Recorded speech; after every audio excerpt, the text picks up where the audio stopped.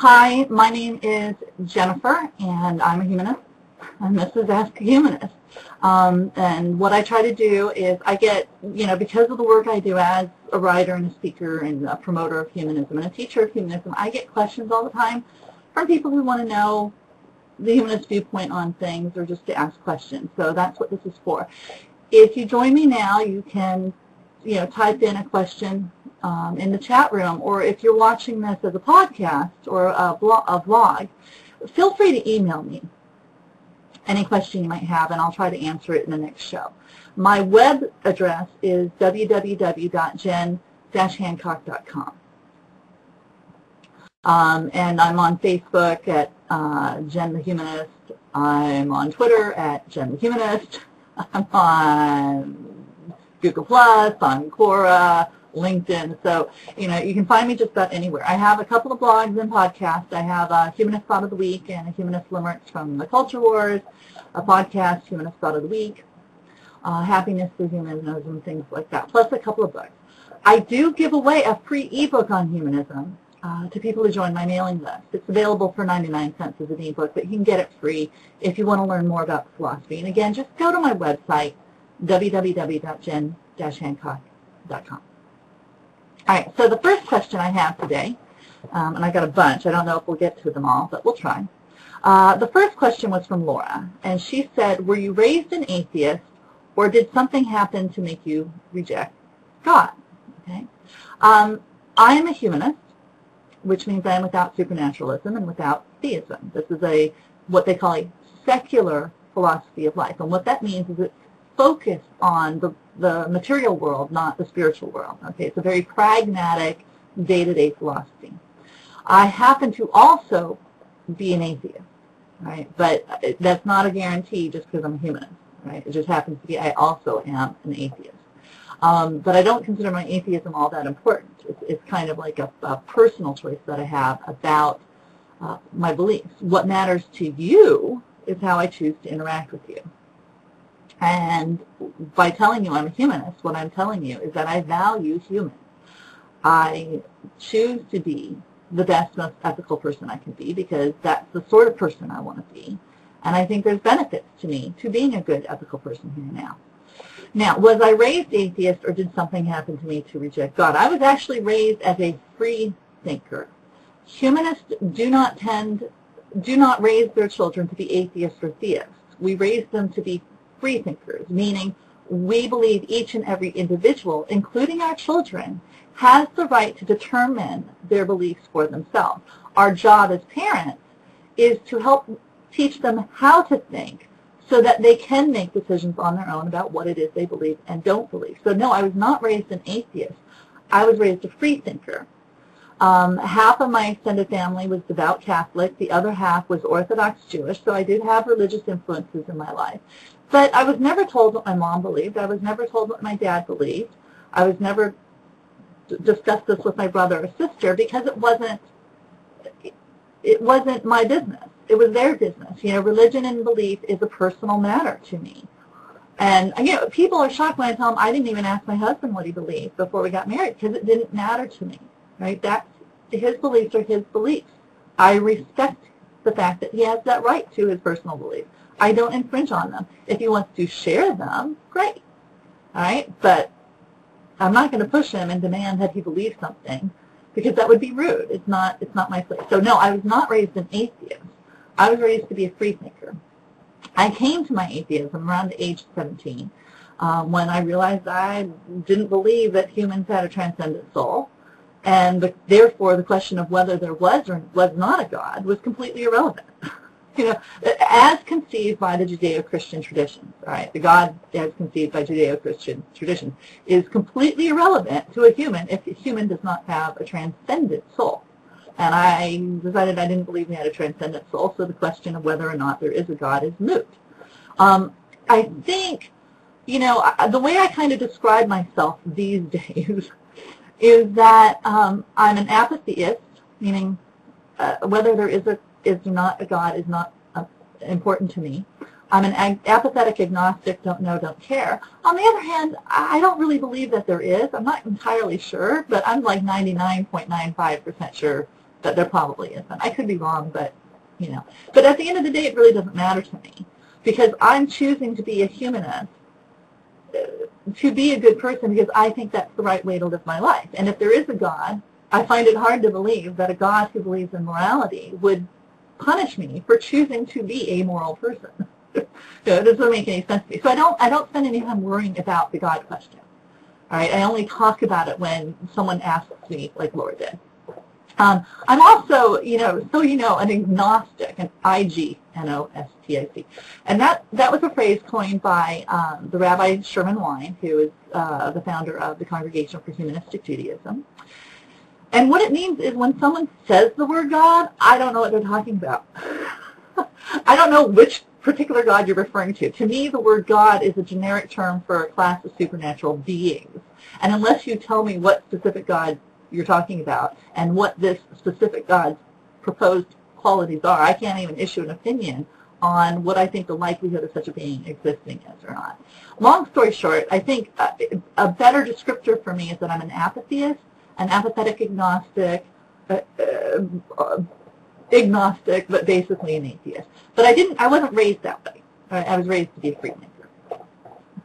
Right. Now, not all free thinkers come to this conclusion of atheism and non-belief, but a lot do.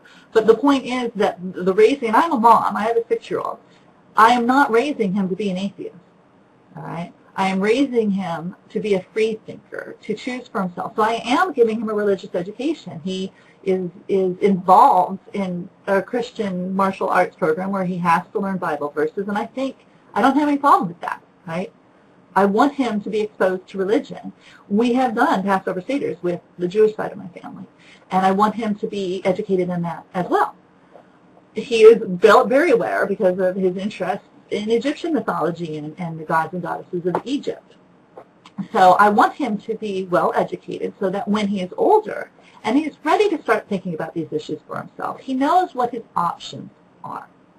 It's not for me to tell him what to believe or what not to believe.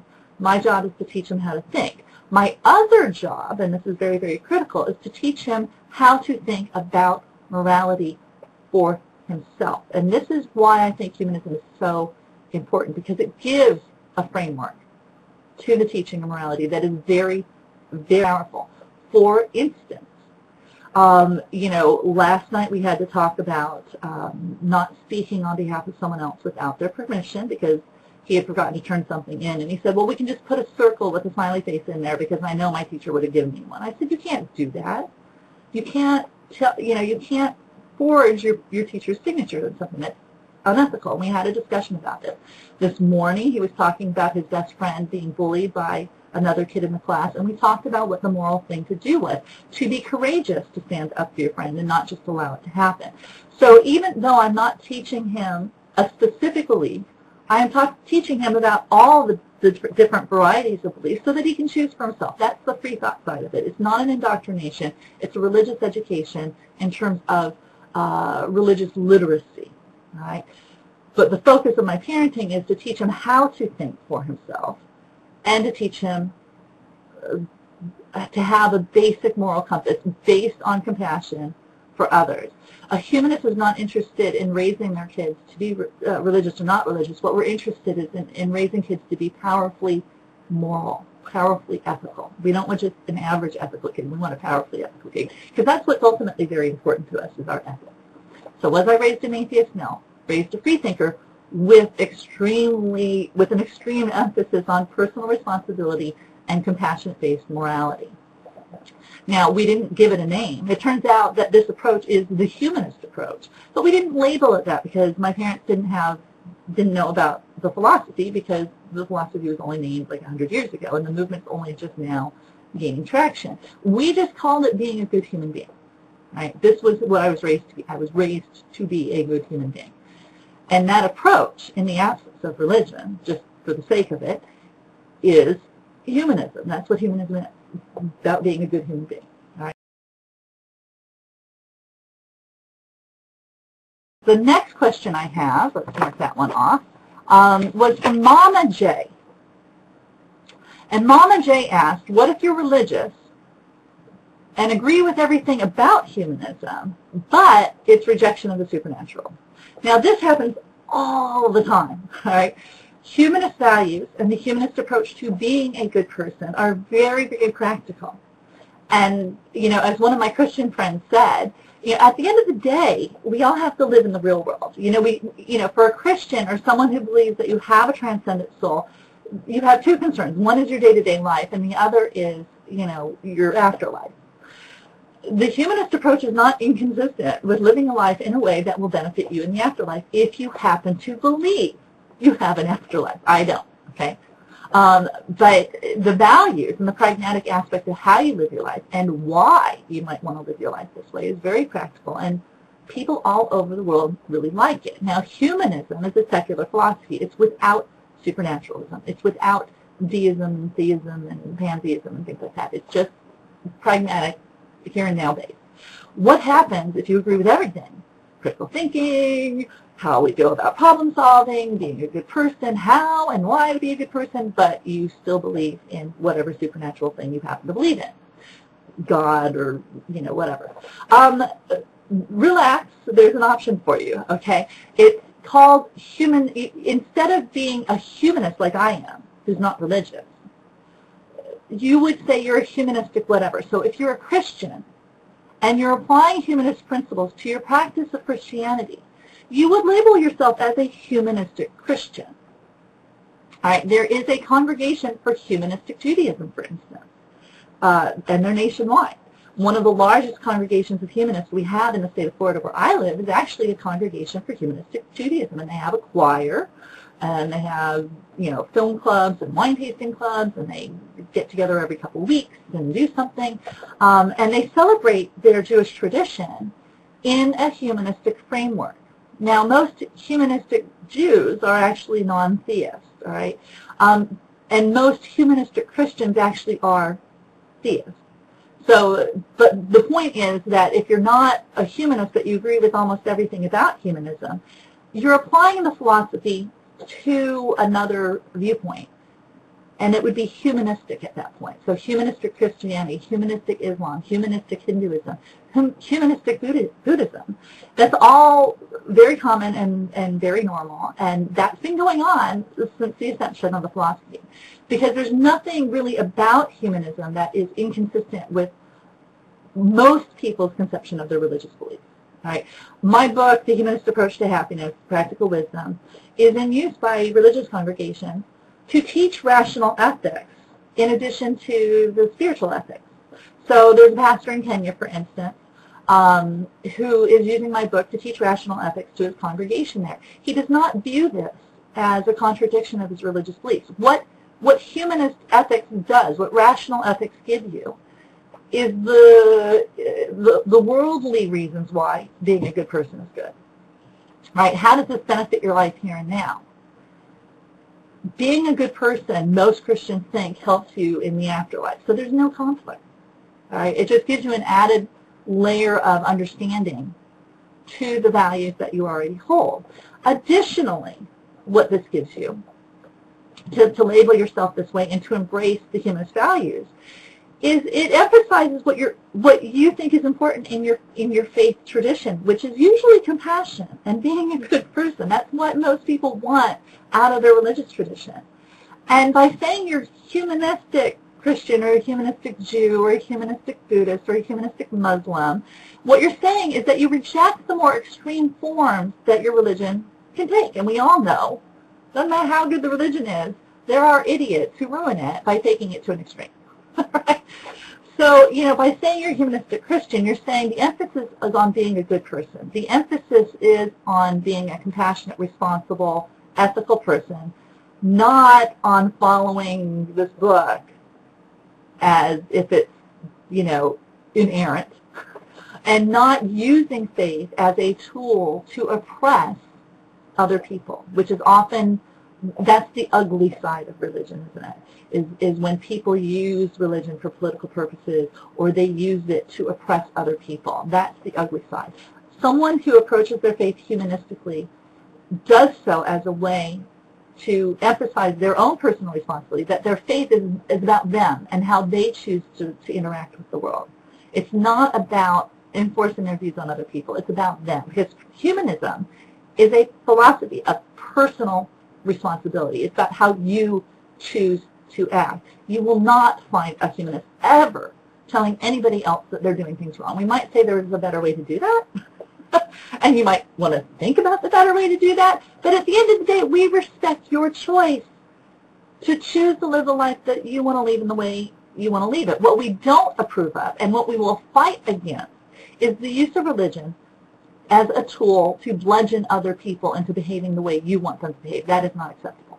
So a humanist approach to religion, which people take all the time, is a personal responsibility approach. It's a rejection of angry, hate-filled forms of religion. It's an embrace of compassion-based personal responsibility forms of religion. So the answer to the question, what if you're religious and you agree with everything about humanism but the rejection of the supernatural? That's fine. You're not a humanist, but you approach your faith humanistically. And I really think people of faith who are humanistic should be open about that, because there is a huge problem in this country with religious extremism and the misuse of religion for political purposes. And until and unless, humanistic people of faith, people who approach their faith in a humanistic way, stand up and say, no, that approach to faith is not right. The humanistic approach to faith is what Jesus was talking about, is what the Prophet Muhammad was talking about, is what Buddha was talking about. Unless that starts to happen, we have no way to push back against the ugly forms of faith. So the answer is yes, you're humanistic. Right? You're not a humanist, but you're humanistic.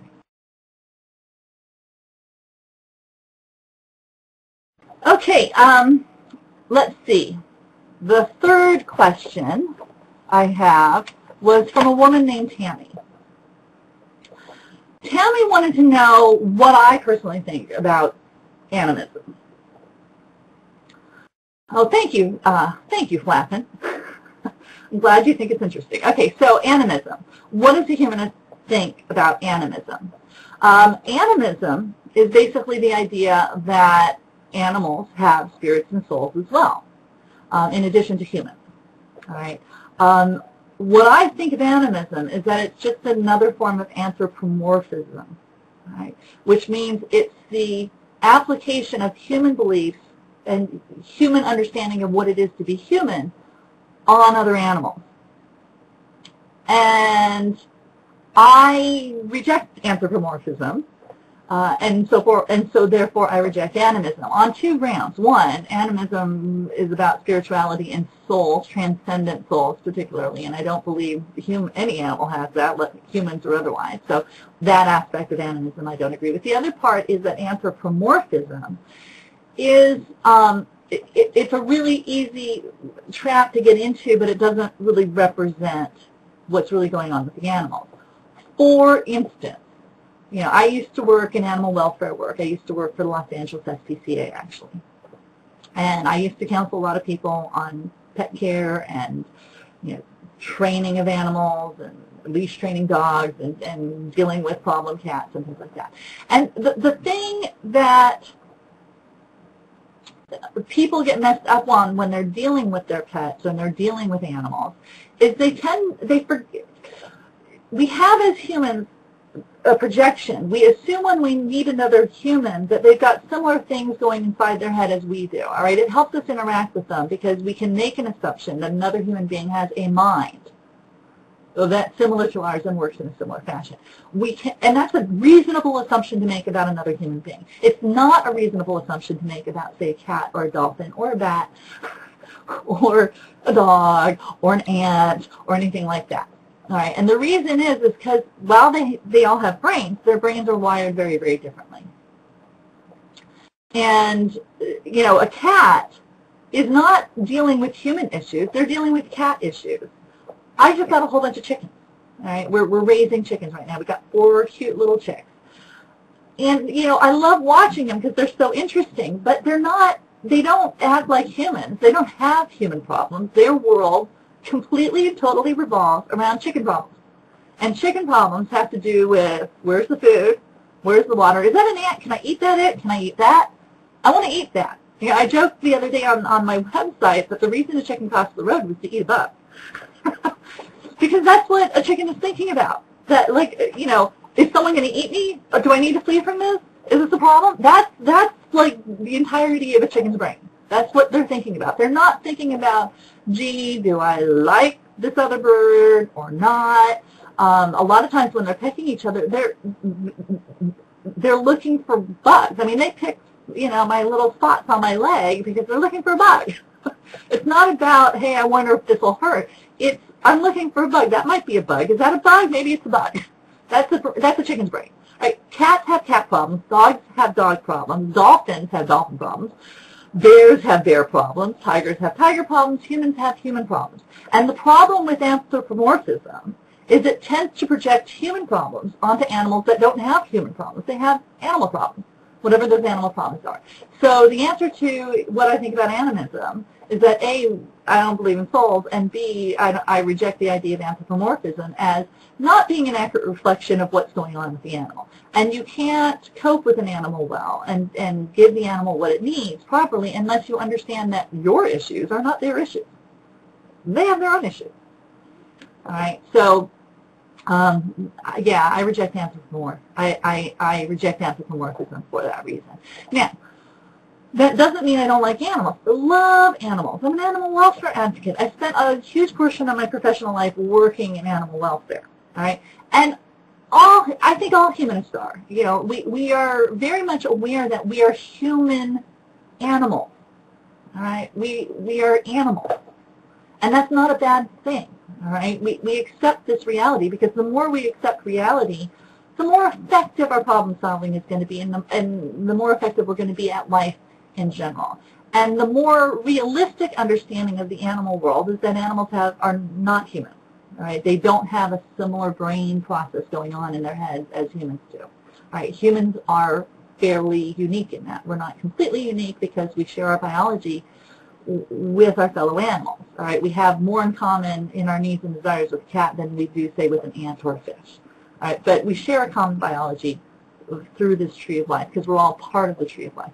And I think that this in itself is an incredibly powerful viewpoint because a human is not alone. A humanist never feels alone in the universe. We know we are part not just of the human family, which has, what, 7 billion of us now, but we are also part of the animal family and the family of life that inhabits this planet, Earth.